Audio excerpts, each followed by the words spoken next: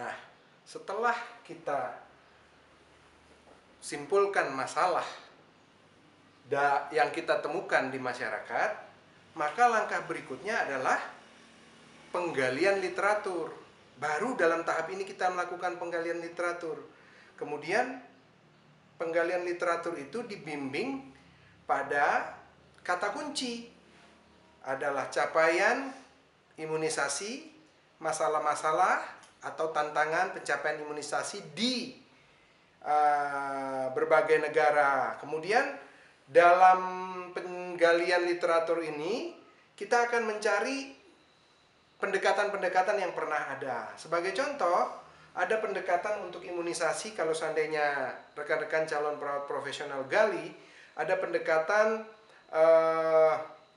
pemberian pemahaman agama, kemudian pemberian insentif, ya, bahkan pemerintah memberikan insentif di uji coba atau penelitian yang lain. Ada pemberian informasi melalui media elektronik, ada pemberian informasi melalui dengan home visitasi atau pengunjungan ke rumah-rumah. Dari semua solusi yang muncul, kira-kira mana yang Anda sebagai perawat dapat lakukan? Tentunya yang mana, pertanyaan yang mana yang Anda lakukan harus disesuaikan dengan apa? Dengan budget, ya. Jangan sampai budget Anda itu, penelitian Anda itu di luar dari kemampuan budget. Karena ingat, budget is the strongest policy. Jadi sebesar apapun, sebaik apapun, semulia apapun pendekatan Anda, tapi apabila budget tidak mencukupi, tentunya kita harus sesuaikan. Nah, sebagai contoh, kita putuskan setelah melakukan penggalian literatur, kita akan memberikan promosi kesehatan. Karena kita waktu terbatas, kita tidak bisa home visitasi tentunya.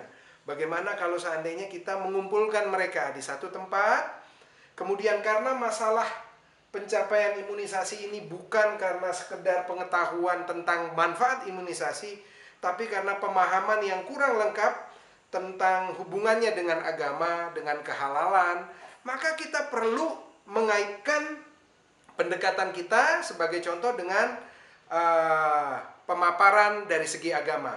Baik, sekarang kita langsung tuliskan. Setelah mencapai penggalian literatur, saat ini kita akan menuliskan satu pendekatan yang akan kita jadikan intervensi dalam penelitian kita, ya. Intervensi. Nah, perhatikan dari sini kita akan lihat judul muncul tanpa perlu dipikirkan. Jadi sebenarnya dalam pembuatan konseptualisasi akan membuat peneliti lebih mudah, lebih jelas, lebih terang benderang. Bahkan konsep penelitian, kerangka pemikiran penelitian sudah jadi, dan bahkan sampai kepada metodologinya. Baik, pendekatannya tadi adalah pemberian promosi kesehatan dan agama, ya. Jadi itu pendekatannya, ya. Berarti promosi kesehatan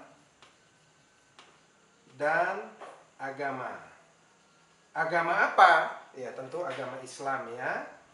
Tentang apa? Tentang imunisasi. Nah, setelah ini kita akan otomatis judul akan muncul. Judul akan muncul tanpa perlu susah payah. Artinya, independen variabelnya, faktor yang menjadi penentu adalah promosi kesehatan. Jadi judulnya muncul, tuliskan apa adanya. Anda tidak perlu pusing-pusing karang-karang. Promosi kesehatan dan agama tentang Islam, ya. Tentang imunisasi. Nah, lihat di dalam output kita ingin pencapaian imunisasi itu dalam bentuk apa? Pertama, pemahaman kah, pemahaman ibunya kah, sikapnya kah, efikasinya kah, atau langsung behavior. Nah, kalau kita perhatikan pengetahuan, sikap, kemudian self-efikasi, Anda dapat ukur hanya dalam waktu yang singkat. Tapi kalau perilaku, itu membutuhkan waktu yang panjang. Nah, kita harus berpikir realistik. Apakah Anda hendak menunggu perubahan perilaku? Karena anak-anak itu di bawah 5 tahun, apakah penelitian ini akan berlangsung 5 tahun? Atau Anda hendak dengan keterbatasan dana, Anda hendak melakukannya 1 hari. Pada pagi hari Anda undang mereka, undang pemuka agama yang memiliki pemahaman yang baik, yang tentang imunisasi. Anda berikan waktu 20 menit, kemudian Anda berikan waktu 20 menit pada diri Anda. Setelah itu Anda ukur kembali pengetahuannya. Berarti tujuan Anda, outputnya adalah pengetahuan. Ya, jadi kita langsung buat promosi kesehatan dan agama Islam tentang imunisasi terhadap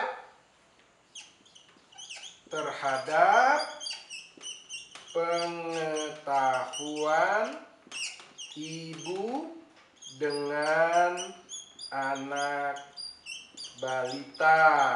Nah, judul sudah jadi. Kita tidak karang-karang. Karena kenapa? Muncul dari intervensi dan muncul dari masalah yang kita sudah refine, sudah kita murnikan. Baik, kita hitung kata-katanya. 1, 2, 3, 4, 5, 6, 7, 8, 9, 10, 11, 12, 13.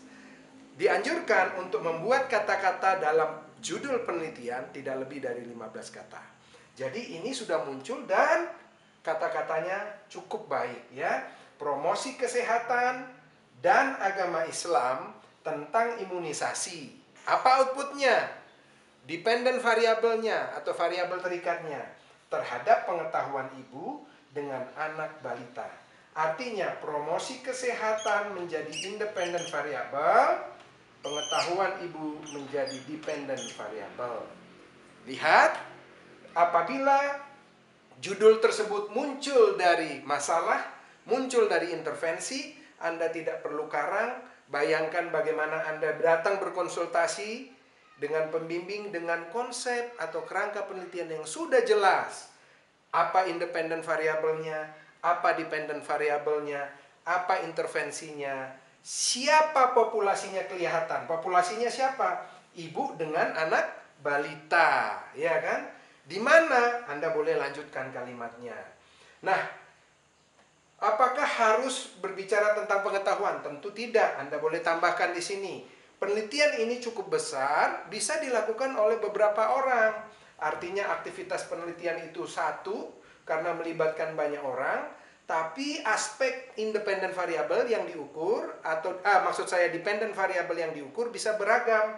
Yang satu mengukur pengetahuannya, yang satu mengukur sikapnya, yang satu mengukur self-efikasinya sebelum dan sesudah.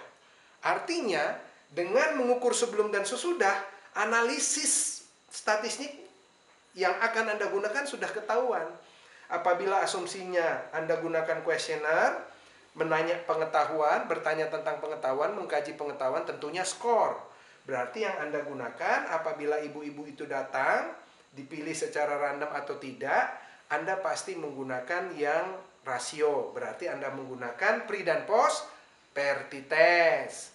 Apabila data asumsi dasarnya terlalu banyak tidak dapat dipenuhi, per t-test harus kita ganti ya. Jadi Wilcoxon rank test misalnya ya. Jadi di sini kejelasan dari judul dengan analisis, dengan populasi, dengan sampel, dengan alat ukur nanti akan jelas. Nah, kalau seandainya Anda hendak mengkaji pengetahuan, Anda harus punya kuesioner yang berisikan kajian pengetahuan tentang imunisasi ya, dan hubungannya dengan kepercayaan. Kalau dia berbicara tentang sikap, kaji sikap. Kalau dia berbicara tentang self-efikasi, cari tentang self-efikasi.